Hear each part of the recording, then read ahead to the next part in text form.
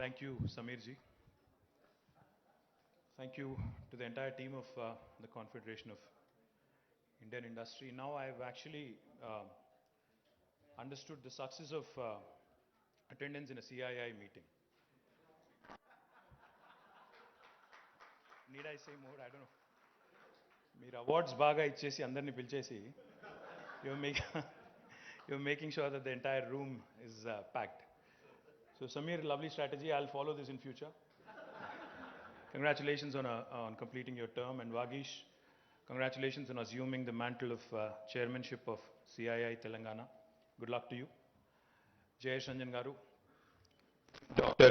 Krishna Ella. ఇప్పుడు మీకు ముందు ఖచ్చితంగా పిలిచేటప్పుడు పద్మశ్రీ పద్మభూషణ్ అవన్నీ చెప్పాలా చెప్పకుండా నడుస్తుందా doctor Krishna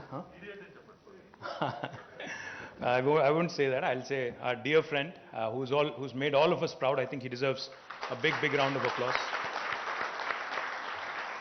Krishna, I don't think there's a single person in this room who's not thought of you in the last couple of years at some point of time. Krishnaకు phone చేస్తే వ్యాక్సిన్ ఏమైనా తొందరగా దొరుకుతుందా, పిల్లలకి ఏమైనా వ్యాక్సిన్ ఇచ్చేయచ్చా, లేదా ఏదో రకంగా కృష్ణతో మాట్లాడి మా స్టేట్కి కొన్ని ఎక్కువ వ్యాక్సిన్లు తీసుకోవచ్చా. I think everybody has gone through that. So you, Suchitra, I'm sure your entire team, Sai and everybody, must have been bombarded with calls. But thank you for supporting all of us. Thank you for helping us tide through this pandemic. Deepak ji, thank you for staying on. मुझे लगा कि government of India normally बोलता है निकल जाता है, but आप यहाँ पे हैं. आप तो हमारे दोस्त हो, इसीलिए बहुत सारे अच्छे शब्द आपने कहा, बहुत तारीफ आपने की. बहुत बहुत धन्यवाद, आपका बहुत बहुत आभारी हूँ और उम्मीद करता हूँ कि आपका सपोर्ट ऐसे ही रहेगा और आगे जाकर भी आपका सहयोग ऐसे ही मिलता रहेगा. Mr. Ranganathan, and thank you, sir, for also staying on, the Southern Region's chairman. Ladies and gentlemen, today, in fact, as I've just mentioned, is the opportune time of the new team of CII in Telangana taking over from the past team. The baton is being, passed on to Vagish today. But incidentally also, today marks the second anniversary of the first COVID case in Telangana. Exactly on the 2nd of March in 2020, we had the first case in Telangana. So एकदम सही time चुना आपने, समीर को बाहर भेज के आप नया चार्ज ले रहे हो जब थोड़ा माहौल बेहतर है. Vagish is a smart man, we all know. इसलिए जो बुरा वक्त था, थोड़ा मुश्किल वक्त था, तो समीर को दे दिया. Because Samir is related to Piyush Goyal, as you know. Samir Goyal is related to Piyush Goyal. इसीलिए एक साल पूरा उनको दे दिया. अभी थोड़ा बेहतर हो गया तो वागिश आ गया आगे. And one thing I would like to say before in fact, I was just debating because I have this written speech, but then I saw Krishna speaking. He said, I speak from the heart and I'm not going to stick to my written speech, etc. So I am also inspired. Krishna, I'm taking a leaf out of your book. I'm also going to be talking, possibly without looking at the paper. The theme of today's event is India at 75 and catalyzing change for new India. Because India, after independence, will be 75, I think in August this year.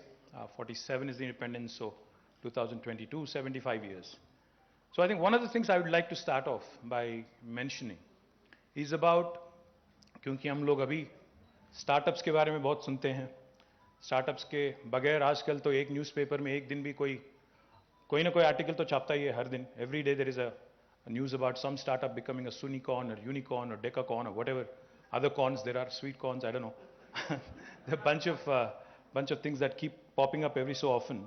So let me talk about the most successful startup in 75 years of independent India. That is the state of Telangana. And the reason why I say this is not because I represent the government of Telangana, but because the numbers actually speak for themselves. 7 years ago, my friend Sarita, who's sitting here, 7.5 years ago, who's a captain of the industry, had hosted a dinner, or we had met at a dinner where almost 100 or 150 businessmen and women were present. So she, as a son of the soil, as a daughter of the soil, asked me a pointed question. This was not when the TRS had won the mandate. This was much before. No, you were right in asking. About 8 years ago, I think it was. This was at a friend's place We had all met for dinner, about 100, 150 of us. People who were concerned, people who were worried, people who were anxious as to what would happen when the bill would get passed in the parliament and when the new state of Telangana would come into being. Sarita being Sarita, for those of you who know, she doesn't hesitate to speak her mind. So she asked me point blank onto my face. She said, "Tum log lad to rahe ho Telangana ke liye.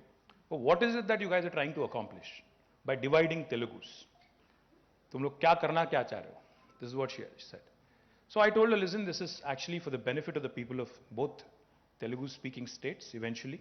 This would help all of us. This would expedite development. This would bring more prosperity. This would spread, in fact, infrastructure growth in all pockets as opposed to, concentrated development in certain pockets, etc., etc.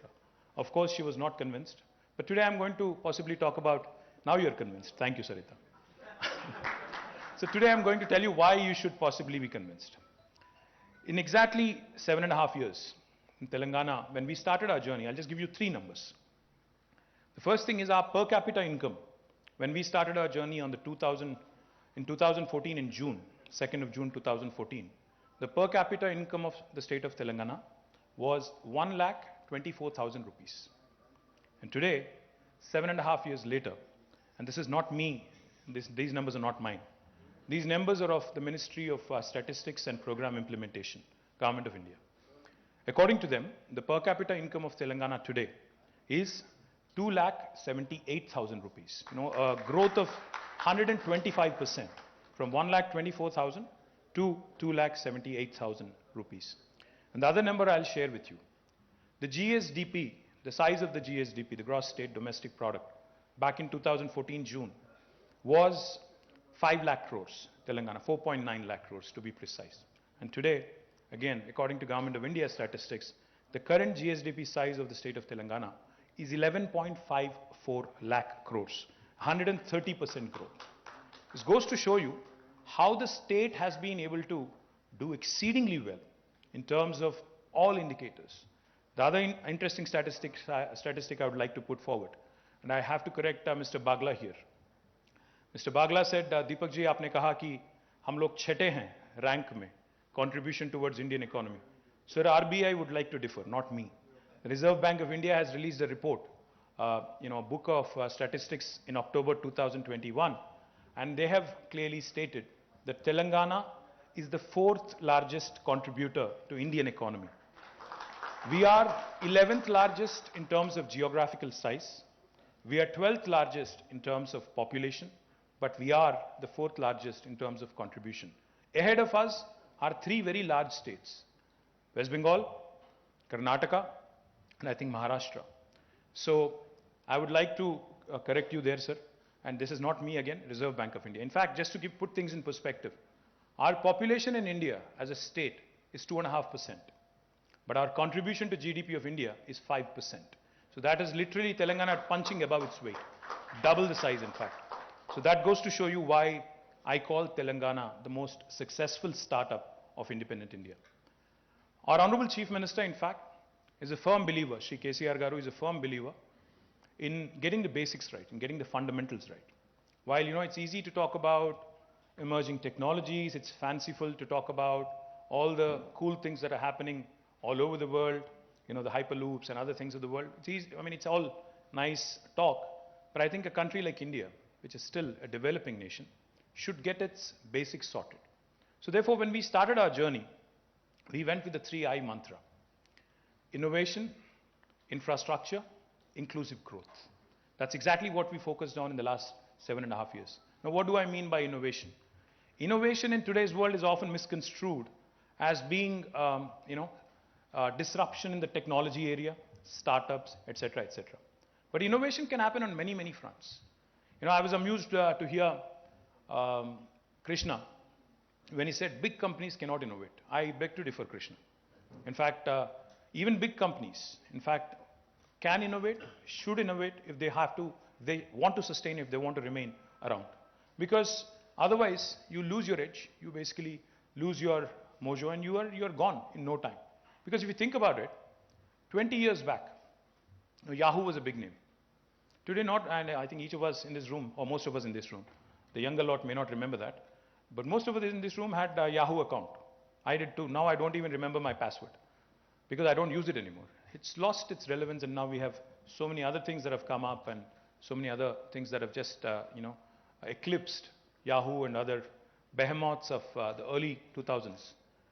That's the point I'm trying to make. Unless you reinvent yourself, unless you rediscover yourself, unless you reorient yourself to the changing times, changing demands, changing markets, any big company would not survive. The fact that GSK, the fact that all the big companies of the world still continue to be relevant in spite of the onslaught from Krishna Ella and his team means that they are doing something right. If not everything, they must be doing something right. The point I'm trying to make is invention, innovation is not confined to startups or technology alone. Even government should innovate.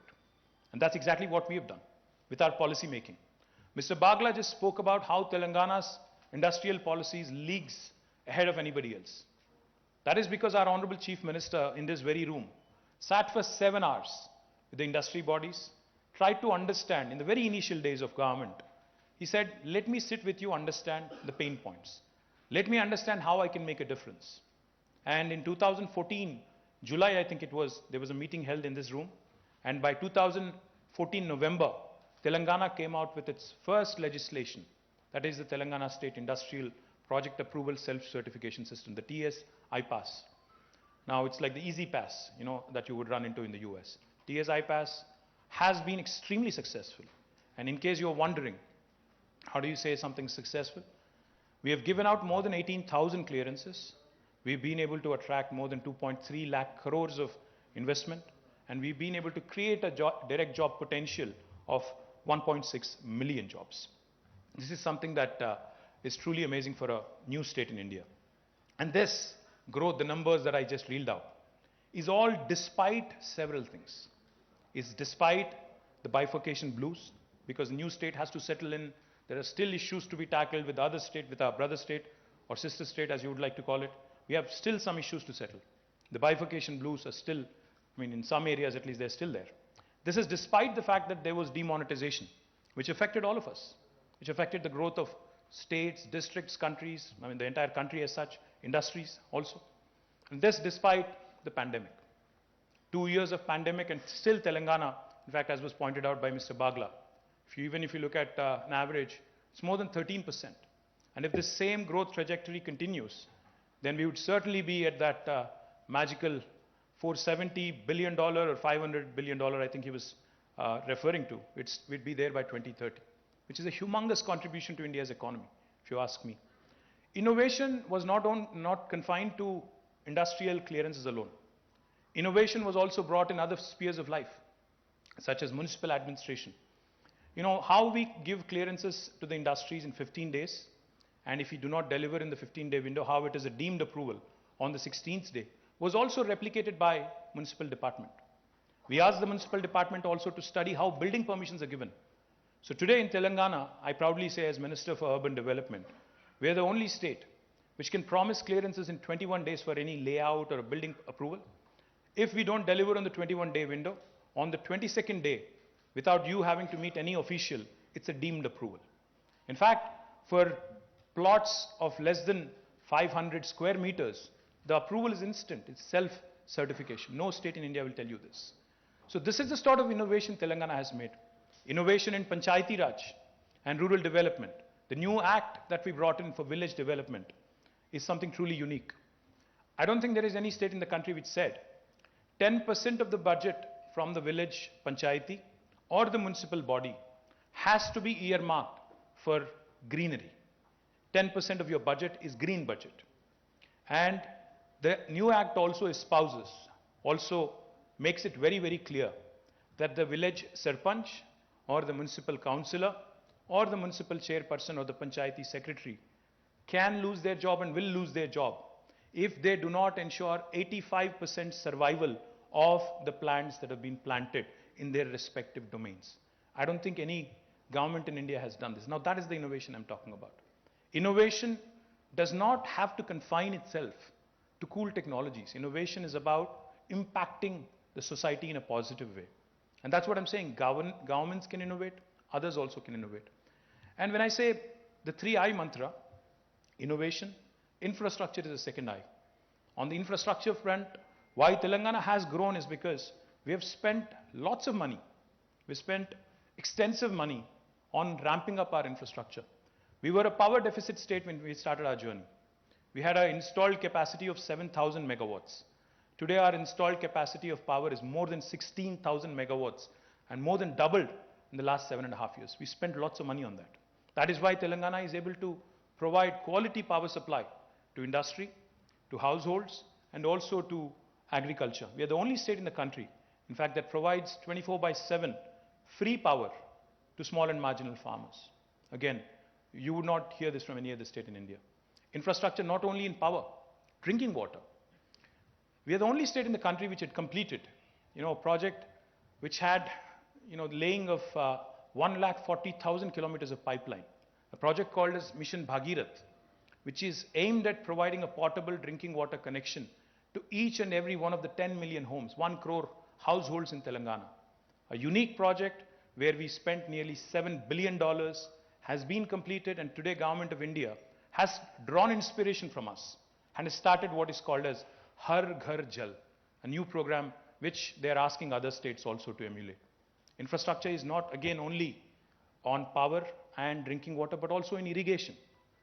I don't know how many of you in this room know this. The world's largest lift irrigation project, the world's largest, not India's largest, the world's largest lift irrigation project has been conceptualized and has been completed by the government of Telangana in less than 4 years of time. Now, we often talk about Chinese execution. We often talk about how things move fast in China. But the new state of Telangana, the youngest state in India, has shown to the rest of the country how well things can happen, things can move, provided the political will and collective efforts of the bureaucracy and engineering department are showcased. You would be surprised, we are lifting water, Godavari, from about 82 meters above sea level to 612 meters above sea level to near Hyderabad through a multi-stage lift irrigation program. And we are engaging some of the biggest pumps in the world, pump sets in the world, 137 megawatts of pumps each, with about, 6 or 7 running in tandem to lift water from such a long distance. This is, again, a very, very unique kind of a model that Telangana has been able to champion. For those of you who are wondering, what about the third I? Innovation is good, infrastructure is fine. What about inclusive growth? Telangana has shown this country that inclusive growth can be showcased. While we focused on industrial growth, we did not let down our agriculture potential. Today, I'm proud to share with you, agriculture's contribution to the GSDP back in 2013 was 16%. Today, in 2021, our agriculture contribution to the state's GSDP has increased by 5% to 21%, which is humongous. 5% increase is not easy. And I can assure you of one thing, Dr. Krishna Illa said, if there is a next pandemic, it is likely to be on the animal side affecting our food security. I can confidently say this.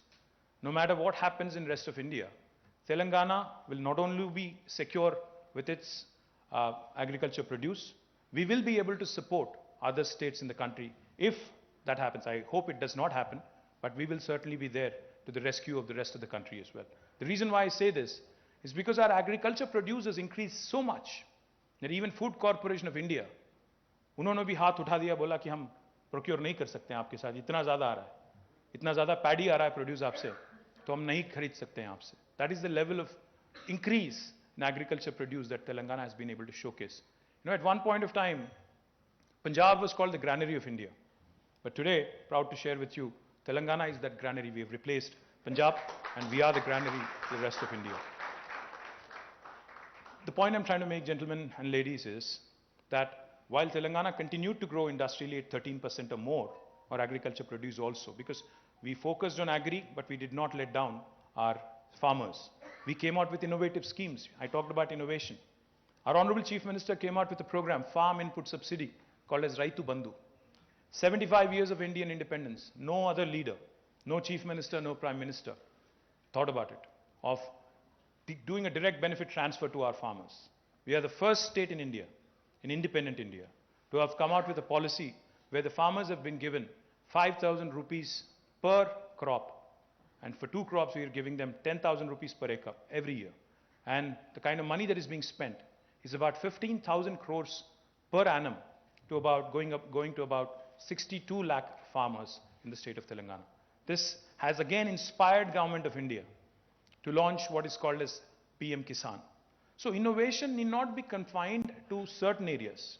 The other thing I also wanted to mention, while Telangana continued to grow industrially, we also ensured that environment was not affected. Proud to share with you, just a couple of days ago, the entire country's Indian Forest Service officers were in this very room. I was here talking to them.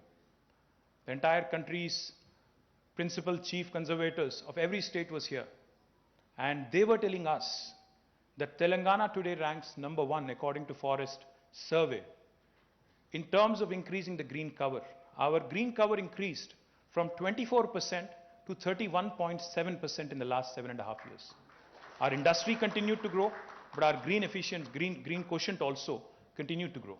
So that goes to show you, inclusive growth can happen.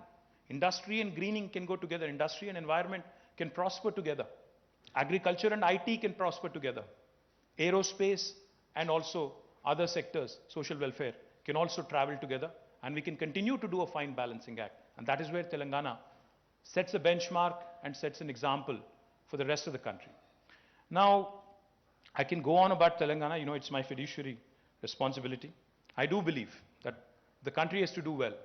We also have to look at what else needs to be done in the rest of the country.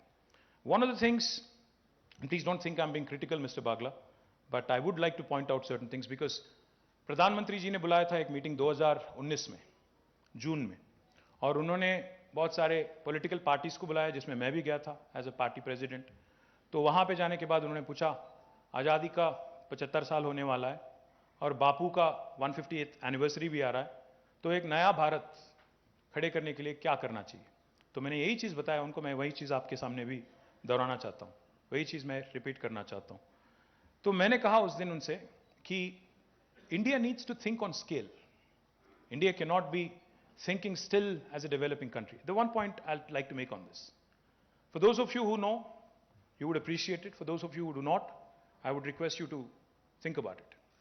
In 1987, India and China, the country who we'd love talking about, India and China, our GDPs were similar in 1987. This is not so long ago, only 35 years ago. But today, 35 years later, our GDP is 2.4 trillion. Correct me if I'm wrong, Mr. Bagla, but I think it's at about 2.4, 2.5 trillion. And China is $16 trillion. They're more than 5 times bigger, 5.78 I think it is. What happened? How did they surge ahead? Why are we left behind? Similar countries, similar size, geographically, population-wise, thoda idhar udhar, but we're almost there. How come they are at 16 trillion? We are at 2.4, 2.5 trillion. What happened? I think we need to ask ourselves a few questions. We keep reading news and I'm thrilled. Mr. Bagla said, we've been able to attract investments, a lot of FDI into the country, 30 states and union territories, diversified, have received investments, have received FDI. Yes, we are growing without a question. We are looking good, but are we doing enough to compete with a country like China? I don't think so. The reason why I say this is when the pandemic hit us, you can ask Krishna, you can ask any of the biotech captains, you can ask the vaccine makers, you can ask the pharmaceutical companies, who were we dependent on for APIs? Where was all the dependence? If China had shut shop, if China had said no, what would have happened? I think our industry would have suffered a great deal. Today, we see news every single day. Automakers are not able to produce to demand. Maruti, Suzuki has scaled down, Toyota has scaled down, many other car makers and automakers have scaled down. Why? Because of shortage of chips. 75 years. While a small country like Taiwan is able to create multiple fabs, while a small country like Singapore is able to create multiple fabs, a large country like India, one of the largest economies of the world, how come we were not able to create a fab of our own How come we are dependent on Taiwan and Singapore and others for chips 75 years after? How come we couldn't actually do much on that account in spite of several attempts that have been made? I know there is an attempt being made even now as we speak. Some PLI scheme, $10 billion of commitment, etc. I'm not trying to be negative. I'm not trying to be critical. I'm just trying to point out to statistics. One of the largest employers of this country, especially for blue-collar workers, is textile industry. Today, China produces nearly 34 to 40% of world textiles. Next time you are buying a shirt at Van Heusen or Allen Solly or some other place, there's a 40% chance that it could have been made in China. There is an 8% chance it could have been made in Bangladesh. There's a 7% chance it could have been made in Sri Lanka. What are the chances that it could have been made in India? A 4% chance. We only account to 4% of textile and apparel production of the world. With such a large think force, such a large workforce, and a sector that has the potential to employ millions of people, why are we lagging behind Bangladesh and Sri Lanka?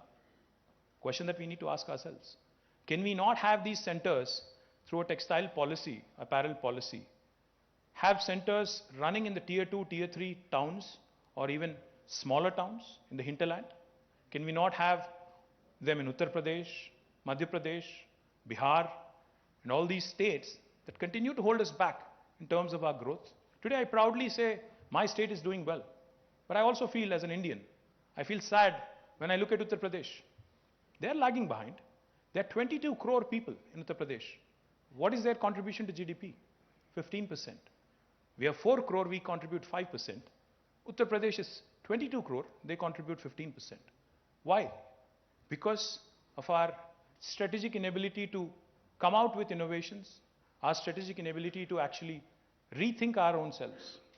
When the pandemic hit us back in 2020 April, we had a meeting of all the medical device manufacturers in Hyderabad. I had a very interesting conversation. Mr. Piyush Goyal was there and this was a closed door meeting. So हम लोग बात कर रहे थे, तब PPE बहुत बड़ा एक मसला था, बहुत बड़ा समस्या था. हर कोई PPE चाहता था. Because Corona had just hit us, we don't know what hit us, and everybody was worried. The staff was worried, the medical fraternity was worried. The doctors, the nurses, they were not wanting to go to a Corona patient without a protection equipment. I had a chat with one of the medical device manufacturers. So I asked him, I said, आप gloves कहाँ से लाते हो? Gloves कहाँ से लाते हो? Mask कहाँ से लाते हो? PPE कहाँ से लाते हो? He said, I bring it from China. But I said, Wuhan, the entire virus, they are badly affected. So supply chain would also be affected. How are you going to continue to ensure that we receive supplies in time? That gentleman said, sir, it's a sorry state of affairs, but it actually, अगर मैं यहाँ produce करता हूँ, यहाँ manufacture करता हूँ India में, it is more expensive than if I import from China. Now we should be asking ourselves that question. I request CII, you're a neutral platform. See, if I say this, Government of India will think since I'm politically not aligned with them, मैं criticize कर रहा हूँ. You're an industry body. What stops you from asking Government of India this fundamental question? कि ऐसा क्यों है कि हम कोई यहाँ पे मैन्युफैक्चर करते हैं वो ज़्यादा कॉस्टली हो जाता है, जबकि हम लोग अगर इंपोर्ट करते हैं वो तो चीप बनता है? ये क्या लॉजिक है? एक तरफ बात करते हैं सेल्फ रिलायंट इंडिया की, आत्मनिर्भर भारत की, और दूसरी तरफ हमारे पॉलिसीज इतने फ्लॉड है कि यहाँ बनाना चाहते भी हैं हम तो बहुत ज़्यादा एक्सपेंसिव है. It makes you uncompetitive cost-wise. So how will you survive in this environment? Any hospital will not procure from you. Simple, because you're, economy-wise, in terms of cost competitiveness, you're just not there. So these are the questions, these are the fundamental changes we need to be making in our country. We have a huge coastline of more than 8,000 kilometers. How is it that our sea trade, our maritime trade, is less than that of Singapore, a small island nation? The number of containers that are handled by Singapore port are much higher than all the container load that is handled by all of our ports put together. Is it not a matter of shame? The number of transshipments handled by Colombo port is actually much more than that of our top 4 seaports. Is it not a matter of shame that we can't even make our ports transshipment hubs in spite of being such a large country? I don't even want to talk about our highways and highway speeds and truck movements and truck speeds, etc., etc. The point I'm trying to make is, it's good to have ideas and slogans. Make in India, great slogan. But we need to back it up with reforms and policy. We need to actually have a solid policy backup saying, yes, make in India, don't just assemble in India. Agar if you make in India, you're competing with large manufacturing countries like China. When will that happen? How will that happen? Unless you think on scale. I've been requesting government of India कि अगर आपको China के साथ मुकाबला करना ही है, we've been saying this for the last 4 years, 5 years, you need to think on scale. China has these large industrial parks, 70,000 acres, 50,000 acres. There's a place called Shizhou. There's an industrial park in 70,000 acres. Why is size important? Because it brings about economies of scale. It reduces the cost of production. What is the biggest industrial park in India? What is our size? Today, Telangana is conceptualizing a pharma city which is in about 14,000 acres. Even for that to happen, it's a huge, humongous task. We've already created and set up India's largest textile park in Warangal in about 1250 acres of land. And we've been asking government of India to support us. कि कुछ support करो अगर कोई राज कुछ करना चाहता है. पहले तो पॉलिसी पैरालिसिस से दिल्ली में सुनते नहीं है. उनको जैसा दीपक जी ने कहा, ग्रोथ आ रहा है. मैं ये नहीं कहता कि ग्रोथ नहीं आ रहा है, but that is happening by default. I am sorry. हम लोग कोशिश कर रहे हैं, सब लोग कोशिश कर रहे हैं, हर राज कोशिश कर रहा है, इन्वेस्ट इंडिया कोशिश कर रहा है, इन्वेस्टमेंट आ रहा है, ऐसा नहीं कि नहीं आ रहा है. बट जितना आना चाहिए, जितना होना चाहिए, उतना नहीं हो रहा है. जितना तेजी से पॉलिसी बनना चाहिए, वो नहीं हो रहा है. And I am sorry to say this, but it is a fact. We talk about so many other things, self-reliance, self-reliant India. Good. But what is stopping us? See, today we are in the middle of a war. We're witnessing a war, Russia and Ukraine. And I'm sure many Indians have also thought of this, and so have I. What happens if something very similar happens to India? Are we ready, defense-wise? What is our, position on making our own missiles, our own, defense systems and ammunition, etc., etc.? There was a time about 2 years ago when Government of India was conceptualizing what is called as a defense industrial production corridor. I went to the Minister, Commerce and Defense, both, requested them. I said, ma'am, this was Nirmala ji then. I went to her and I said, ma'am, the most logical destination for this to be in India, because of the existing ecosystem, nothing else, nothing more, is between Hyderabad and Bangalore, because Hyderabad has a large number of defense PSUs, and so does Bangalore. So it would make a great deal of sense to have this defense industrial production corridor between these two large cities, and it will actually hit the ground running, so to speak. She said, no, but the decision is already made. I said, on what basis and where? She said, the decision is made, it would be in Bundelkhand. I said, what is in Bundelkhand? I want Uttar Pradesh to grow. But Uttar Pradesh or Bundelkhand, will it be able to attract a Lockheed Martin? Will it be able to invite, a Sikorsky? Or will it be able to invite some of these large aerospace companies and, give them the confidence that you can hit the ground running? She said, no, the decision is made. The point I'm trying to make is, if you really want India to prosper, India to grow, support the current ecosystem, support the growing ecosystem, support the states which are doing well. I am all for supporting UP, Bihar, Madhya Pradesh, Rajasthan. I have nothing against them. They are, of course, my sister states in India. I want them to grow. I want them to contribute to my country. I want my country to be a first world country. But our policy making has to be in sync with what we have. We have to play to our strengths. We cannot say, क्योंकि उत्तर प्रदेश में 80 Lok Sabha seat हैं, तो हम वहीं पे कुछ लगाएंगे. क्योंकि तेलंगाना में 17 है, हम यहाँ नहीं करेंगे. और उत्तर प्रदेश में योगी जी हैं, उपयोगी हैं भारत सरकार के लिए, तो वहाँ लगाएंगे. और तेलंगाना में KCR है, जो कि हमारे लिए उपयोगी नहीं है, तो यहाँ नहीं लगाएंगे. बट तेलंगाना भी तो आप ही का भारत का हिस्सा है. तेलंगाना कोई दूसरे देश में थोड़ी है ना. ये मैं एक इंस्टेंस की बात नहीं कर रहा हूँ, काफी सारे इंस्टेंस हैं मैं जो कोट कर सकता हूँ, बट नहीं करना चाह रहा.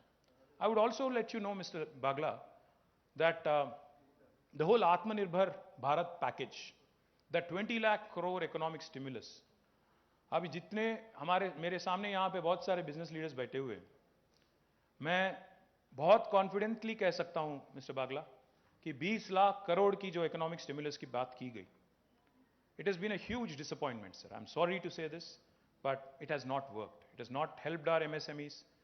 Lakhs of MSMEs have shut shop in the last couple of years. I think now is the time to introspect, to think forward, to think ahead, come out with a very realistic strategy, and not just numbers and figures which just look good on the paper.